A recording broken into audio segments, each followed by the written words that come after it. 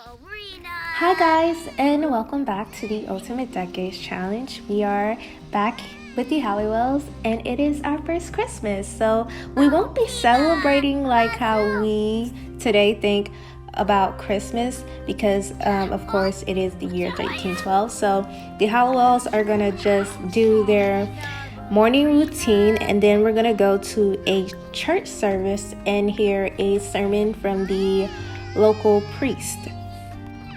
But before that happens, we're just gonna have Philippa do the laundry because it seems like we haven't done that in ages, and there is a bunch of clothes piling on the floor all around this farm. While she does that, Phineas is going to give Gilbert a bath because he cannot go to church with us smelling like he does. And one of those kids broke the sink again, so Philippa, of course, is going to be the person to fix that, and she's also going to have to be the person to sweep the floor because, unfortunately, our kids cannot help us with that. Yeah, I know, I feel the same way, Philippa. Now, we're here at church, okay, and this was a disaster, if I could say so myself. I really should just make the church scenes all machinimas and make that like a running gag in this series. But eventually I got everybody to be seated and listen to the sermon. And then we came home and I had Philippa start working on making some food so that we can invite our extended family over and have a lovely big family dinner for Christmas. It doesn't seem like we see Annis and Philip all too much since they moved out of our house.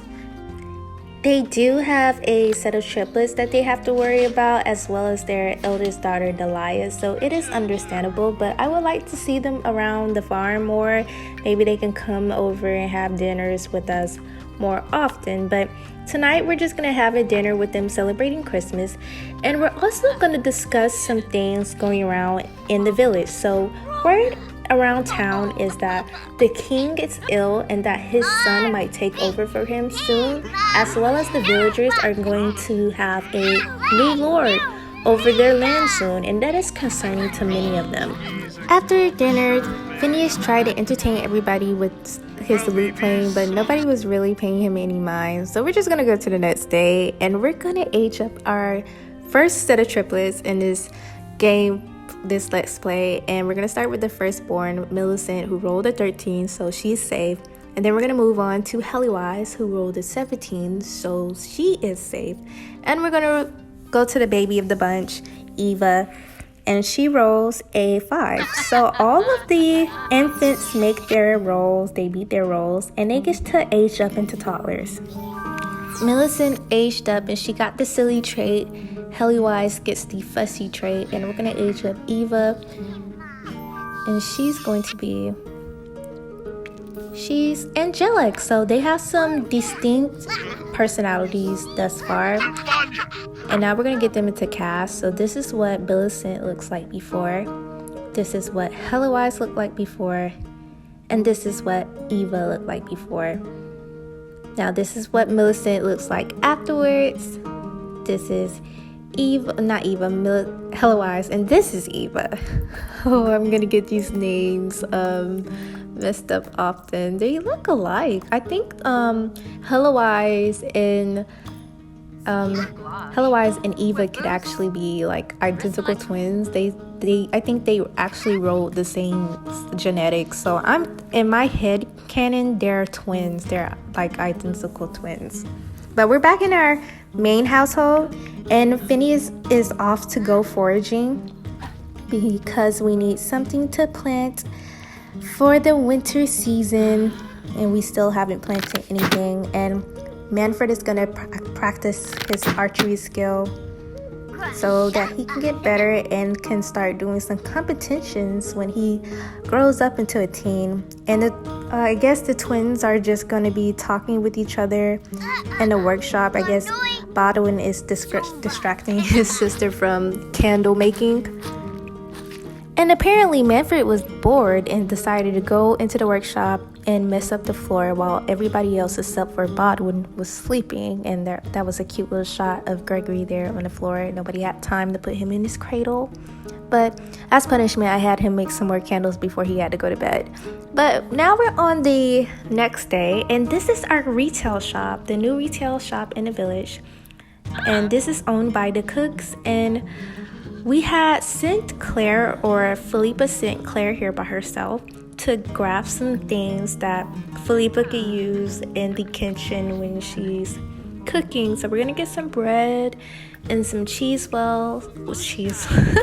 excuse me, some cheese wheels, as well as some I guess some ingredients that she could use, like some flour. I don't know if we're gonna use some sugar, but we could use some flour and some salt probably. And I think that's it. This is just me showing you guys around, and we're just gonna have Claire go ahead and go home.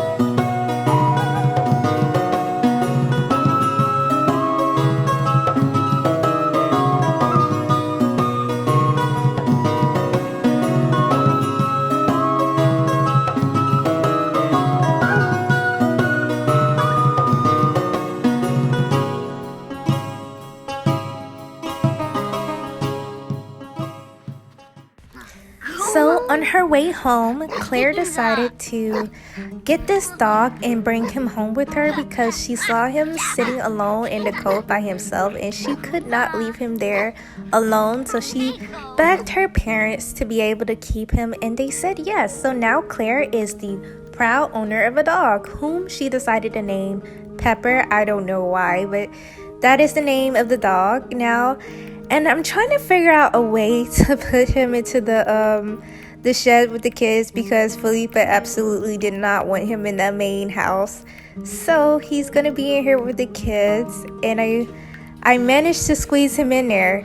And now I'm gonna have Phineas go in there and light that fireplace that I placed down because it's pretty cold in there and I don't want my children freezing to death. So we're just gonna do that, so that our children can be nice and warm in their little shed. Okay, so I guess Claire is talking to Manfred about the dog and how she found him. She was like, yeah, I saw him sitting by a fountain and he was by himself and I couldn't just leave him there. So I asked Mom and Dad, can we keep him? And they said yes. Meanwhile, Philippa is going to use the ingredients that Claire brought home to make dinner. And everybody else is just going to get ready for bed, except for Bodwin, who is drawing while his father watches him. That is something that Bodwin loves to do. He loves to draw. He loves everything artsy. He really doesn't help around the house with the chores, unlike the other kids. So everybody went to bed. It's the next day. And Manfred got up early and was watching over Gregory for his mom, while Claire was outside playing with Pepper. She really loves this dog, you guys. She's probably closer to this dog than anybody else in the household at this point in my gameplay.